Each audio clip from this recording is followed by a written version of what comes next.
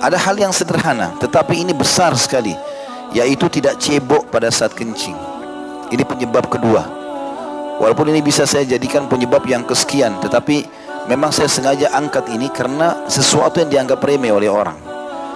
Cebok ini pada saat kencing itu adalah bagian daripada syariat kita. Sunnah Nabi SAW, laki-laki dan perempuan duduk atau jongkok pada saat kencing. Jadi tidak berdiri, karena tujuannya supaya tidak kepercik sana sini. Kapan kepercik ke pakaian kita, najis, walaupun kita sudah wudu tetap tidak sah sholatnya. Apalagi kalau orang dasarnya tidak cebok. Mungkin teman-teman yang pernah datang ke negara-negara non-muslim tahu kalau mereka tidak peduli dengan cebok ini. Saya berapa kali datangi negara-negara non-muslim, cukup banyak, bukan satu dua negara. Berulang-ulang kami datangi dengan undangan yang ada di sana dari kaum muslimin.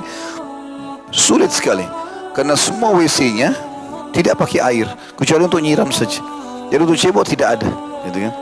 Harus menggunakan tisu. Saya tidak bisa membayangkan orang, maaf kalau buang air besar, kemudian hanya menggunakan tisu. Bagaimana dia bisa menganggap dirinya bisa bersih dan suci? Dan ini sumber penyakit. Belum lagi nanti suami istri akan biologis setelah melakukan perbuatan tersebut, itu sangat kotor, gitu kan? Karena semua yang keluar, itu juga penelitian medis, yang keluar dari dua lubang ini, buang dari kemaluan, kalau air seni, dan juga tinja dari dubur, dari bagian belakang, ini adalah ampas dan kotoran tubuh. Itu penyakit semua, makanya baunya nggak sedap, gitu kan? Dan memang itu dengan kuasa Allah SWT disuruh keluarkan. Dan ini ternyata memang dalam syariat kita justru diancam dengan sangat tegas. Sebagaimana hadis yang masyhur tadi sudah saya sebutkan, bahwasanya Nabi SAW bersabda waktu melewati dua kuburan, dan beliau mengatakan sesungguhnya, tentu riwayat lengkapnya begini, bahwasanya dari Ali ibnu Abbas lalu beliau berkata, Rasulullah SAW melewati satu kebun dari beberapa kebun Mekah atau Madinah, lalu beliau mendengar suara dua orang yang sedang diazab dalam kubur. Lalu beliau bersabda, sesungguhnya keduanya sedang disiksa, dan tidaklah keduanya disiksa karena perkara yang besar dalam pandangan keduanya, tetapi ketahuilah itu adalah perbuatan dosa besar. Yang pertama diazab lantaran tidak bersih dari buang air kecil. Kalau cebok saja tidak maksimal, sudah cukup datangkan azab kubur, bagaimana orang yang tidak cebok? Kata ulama, kalau kencing saja sudah begini ancamannya, bagaimana kalau buang air besar?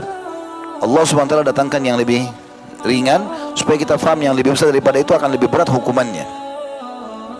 Dan yang lain karena namimah atau suka adu domba, nanti kita jelaskan itu. Kemudian beliau menyuruh mengambil pelepah kurma yang basah dan membelahnya menjadi dua bagian, kemudian menancapkannya di atas masing-masing kuburan tersebut. Para sahabat pun bertanya, wahai Rasulullah, mengapa anda melakukan itu? Kata Nabi SAW, semoga keduanya diringankan dari adab setelah atau selama kedua pelepah kurma ini masih basah. Dan ini diriwayatkan Bukhari nomor 216, 218, 1361, Imam Muslim sebutkan di 292, dan banyak sekali riwayat. Tirmidzi meriwayatkan, Abu Daud, An-Nasai, Ahmad, Ibnu Majah, Al-Baihaqi, Ibnu Khuzaimah, Ad-Darimi semua menyebutkan riwayat ini. Berarti menandakan memang kencing ini penyebab siksa kubur. Ada hadis juga yang lebih ringkas daripada tadi, adalah kata Nabi SAW, aktsaru adzabil qabri minal baul. Ketahuilah kebanyakan siksa kubur itu disebabkan oleh air kencing. Dan hadis ini diriwayatkan Ahmad, Al-Baihaqi, Al-Hakim, Darul Qutni, Ibnu Abi Syaibah, dan hadis ini dinilai sahih. Juga sabda Nabi SAW, ammata adzabil qabri minal baul. Umumnya atau kebanyakan siksa kubur disebabkan oleh air kencing. Maka dari itu bersihkanlah diri dari air kencing itu. Hadis riwayat Al-Hakim, Tawarani, dan juga Al-Bazzar, Darul Qutni, dan semua menilai hadis ini adalah hadis yang sahih. Ya. Berarti teman-teman harus peduli dengan masalah ini. Berarti menandakan Islam peduli dengan masalah kebersihan, sehingga kita tidak boleh menganggap remeh poin-poin seperti ini. Dan saya berharap teman-teman yang punya masjid, maka kalaupun harus ada tempat kencing bagi laki-laki yang berdiri, bisa dipasangkan seperti fiber, ya. Saya lihat masjid bagus pakai fiber, sehingga kalau orang kencing berdiri pun tidak percik ke celananya.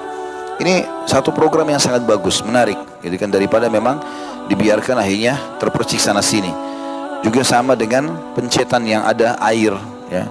Karena biasa kalau yang otomatis kita nanti pergi baru dia keluar airnya, maka kita tidak bisa cebok gitu secara otomatis.